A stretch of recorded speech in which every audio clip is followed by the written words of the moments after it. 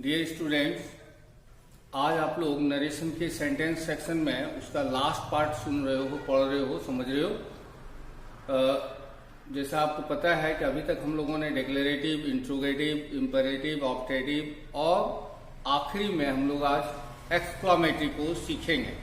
और अगली लेक्चर जब आएगी तो वो लास्ट होगी मिक्स्ड एग्जाम्पल का, जिसमें मैंने पहले भी कहा है आपसे कि यू अंदर रहेगा या योर अंदर रहेगा, बाहर में ऑब्जेक्ट नहीं रहेगा तो कैसे बनाएंगे, या उससे संबंधित यूनिवर्सल ट्रूथ रहेगा तो टेंस वगैरह चेंज नहीं होगा। ये सब चीजें एक दो मिक्स्ड जो चीजें रहती हैं थोड़ा अपवाद स्वरूप, उन सबको सीख लेंगे लास्ट में। आज हम लोग एक्सक्लामेटरी को सीख रहे हैं। तो एक्सक्लामेटरी को सीखने से पहले माय डियर स्टूडेंट्स, आपको एक चीज का ख्याल रखना है। मैंने अंडरलाइन किया हुआ एग्जाम्पल्स वगैरह उसमें, उस अंडरलाइंड सेक्शंस को आप ठीक से देखोगे, उससे आपको समझ में आएगा कि सर ने क्या क्या बदला है और क्यों बदला है। तो क्यों बदला है, नीचे रूल्स दिए रहते हैं, उसको ठीक से पढ़ोगे आप। तो चलिए पहले हम लोग रूल्स को देखते हैं, तो उसके मदद से हम लोग एग्जाम्पल्स वर्कआउट को सॉल्व करेंगे। पहला रूल है, शेड के स्थान पर रिपोर्टेड स्पीच के भाव के अनुसार, यानी रिपोर्टेड स्पीच में जैसा भाव रहे उसी के हिसाब से शेड के स्थान पर क्या करते हैं वो देखिए। एक्सक्लेम्ड विथ जॉय, एक चीज का ख्याल रखेंगे आप, एक्सक्लेम्ड विथ लगेगा ही, हाँ बदलेगा क्या, कभी जॉय लिखाएगा, कभी एंगर लिखाएगा, कभी सरप्राइज होगा, कभी रिग्रेट होगा, कभी सॉरो होगा। यानी रिपोर्टेड स्पीच में जैसे भाव रहेंगे उसके हिसाब से एक्सक्लेम्ड विथ के साथ जॉय, रिग्रेट, सॉरो ये सब बदलते रहेगा।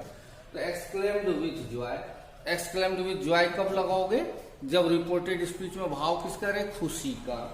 रिग्रेट कब लगाओगे एक्सक्लेम्ड विथ के साथ, जब अफसोस बता मुझसे गलती हो गई। या सॉरो कब लगाओगे, जब दुख का भाव रहे कि कोई चीज गड़बड़ा गया या कोई बड़ी घटना घट गई जिसमें आप दुख व्यक्त कर रहे हो तो उसमें सॉरो। सरप्राइज कोई आश्चर्य की बात है तब लगेगा। एंगर किसी बात को लेकर गुस्सा है तो लगेगा, इत्यादि का प्रयोग किया जाता है। लेकिन एक चीज का ख्याल रखिएगा कि जब खाली स्टेट रहे तो इतना होगा, क्या होगा, exclaimed with surprise, exclaimed with Joy, exclaimed with sorrow इत्यादि। लेकिन अगर सेड टू रहे तो एक्सक्लेम्ड विद जॉय के साथ या एक्सक्लेम्ड विद सॉरो के साथ एंड टोल्ड भी लगाना। ऊपर एग्जाम्पल से आप देख लोगे, समझ में आ जाएगा, हम समझा रहे हैं अभी उसको। एक तो ये हो गया। अगला है इन्वर्टेड कोमास को हटा के दैट लगाया जाता है। पिछले लेक्चर में भी ऑप्टेटिव में भी आपने देखा कि दैट लगाया जाता है इन्वर्टेड कोमा को हटा के। तीसरा पॉइंट है, हुर्रा, आ, आलास, वाचे, हावे जैसे शब्द हटा दिए जाते हैं, उसको दोहराया नहीं जाता है, वो हट जाता है। और लास्ट में है,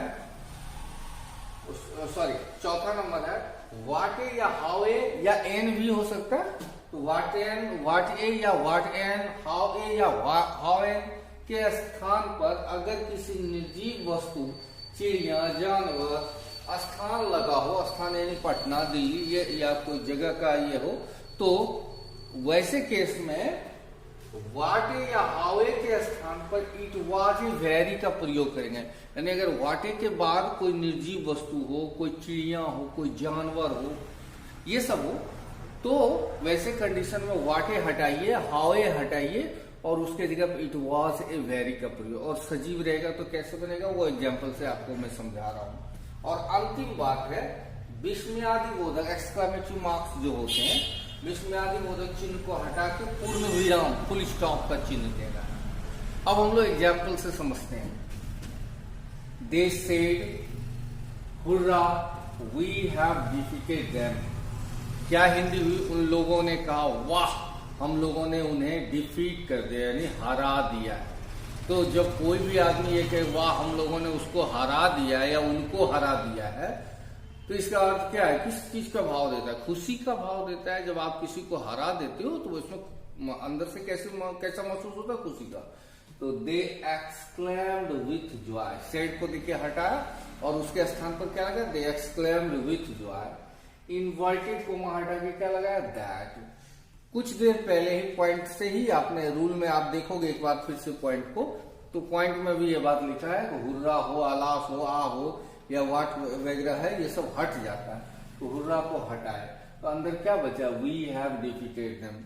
अंदर में इसको चेंज करना बहुत मुश्किल नहीं है, जो शुरू से ही समझ रहे हैं कैसे बदला जाता है तो आराम से वो समझ जाते हैं। वी हुआ फर्स्ट पर्सन किसके हिसाब से चेंज होता है? सब्जेक्ट के हिसाब से। तब क्या हो गया? दे। हैव बदल के हैड हो गया पास्ट रूप में।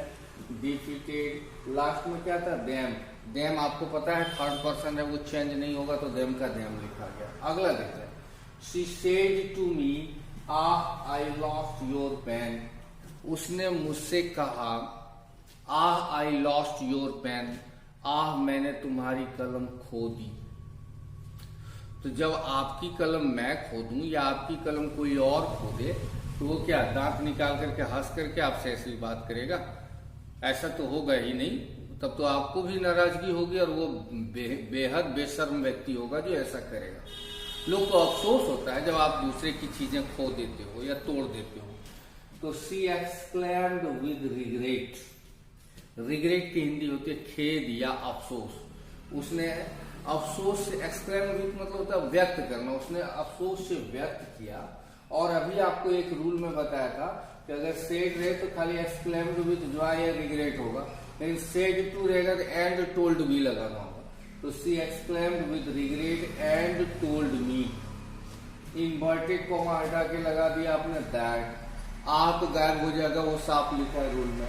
अब बचे क्या? I lost your pen.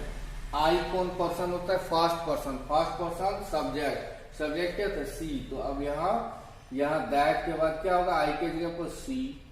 उसके बाद क्या है? लॉस्ट। V2। लॉस्ट का V2 क्या होता है? लॉस्ट, खो दिया। तो V2 आप जानते हो, आपने शुरुआत में ही पढ़ा है कि V2 बदल के हैड और V3 हो जाता है। तो she had lost.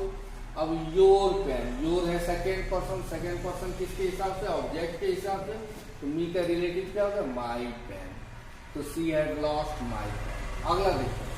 Ravi said alas my grandmother is no more. Ravi ने कहा, अलास की हिंदी भी आ होती है। आह, ओह, उफ। आप दुख के या खेद की स्थिति में व्यक्त करते हो। तो रवि ने कहा आह मेरी दादी नहीं रही। नो मोर की हिंदी होती नहीं रहा या नहीं रही। आह मेरी दादी नहीं रही यानी गुजर गई, मर गई।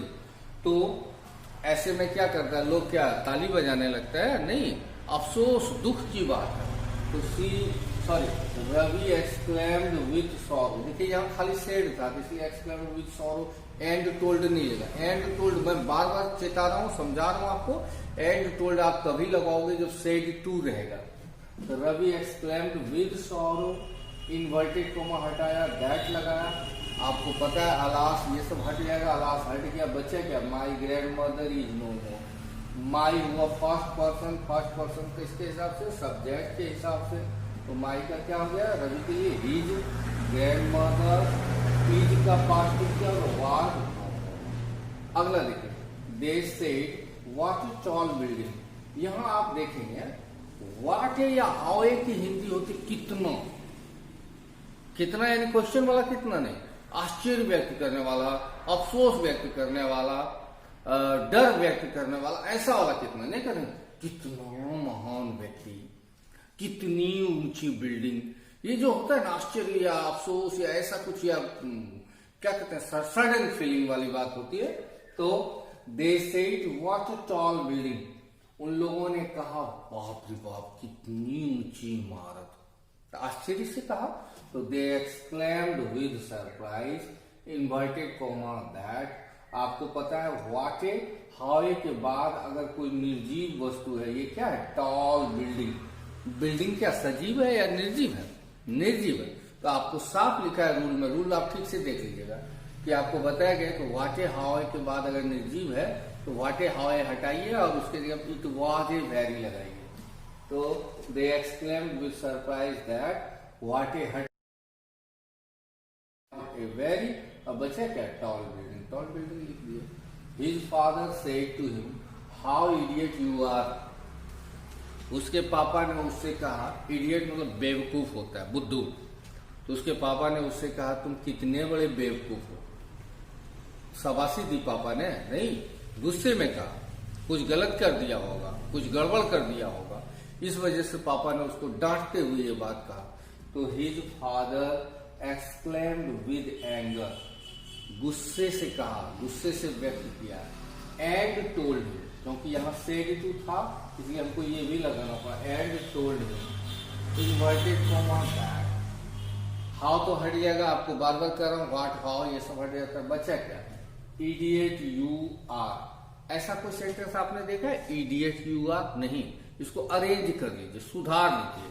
तो क्या पहले होगा? सब्जेक्ट होगा यू, सेकेंड पर्सन किसके हिसाब से? ऑब्जेक्ट के हिसाब से। तो यू के जगह पर क्या होगा? ही, इज आर इन क्या हो जाएगा? वॉज। और क्या? हाउ वाच रहने पर चाहे निर्जीव सजीव हो वेरी लगता ही है, तो ही वॉज वेरी इडियट। बस इतना ही। एक बार ठीक से वीडियो को अच्छे से देखिए, ऑब्जर्व कीजिए, प्रॉब्लम्स रेज हो तो बोलिए, और रूल्स को और जो मैंने ऊपर लिखा है एग्जाम्पल्स को विदाउट उसको मैच कीजिए।